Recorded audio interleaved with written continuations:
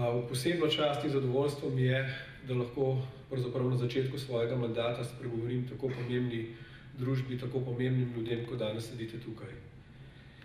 Gre za vas reševalce, ki ste tisti, ki poleg vladnih organizacij prostovoljno delate na področju zaščite in reševanja in ki ste pravzaprav tisti prvi, ki pomagate ljudem, našim državljanom v stiski.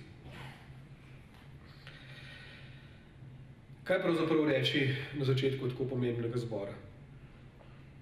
Naravne nesreče, druge nesreče so pravzaprav danost, mimo katere ne moremo. Z njimi je potrebno živeti, z njimi se je potrebno sprijazniti, z njimi je treba živeti, seveda pa je potrebno narediti vse, da se njihove posledice kar v največji meri in kar najbolj učinkovito odstranijo in pa zmanjšajo njihove posledice.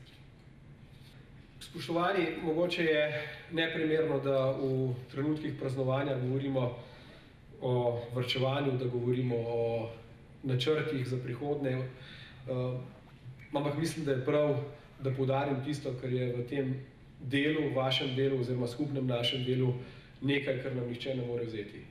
In to je prostovoljnost.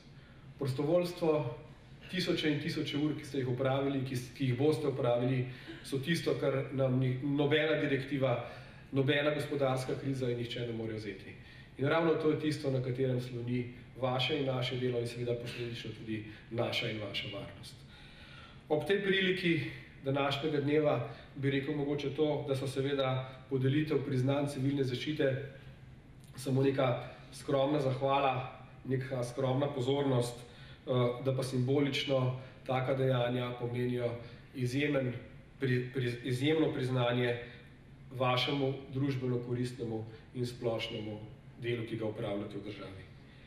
Ob tej priliki bi želel vsem današnjim slavnicam čestitati, vsem današnjim prejemnikom priznanj čestitati za priznanja, čestitam tudi vsem tistim, ki jih danes v dvorani ni, pa prav tako v svojih okoljih opravljajo to primerno oziroma pomembno delo.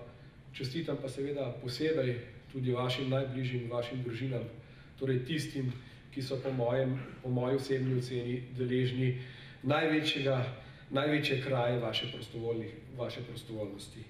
Spoštovani gostje, spoštovani predstavniki civilne zaščite, spoštovani reševalci, spoštovani vsi ostali, še enkrat čestitam v vašem dnevu in vam še vnaprej želim prijeten dan. Hvala lepa.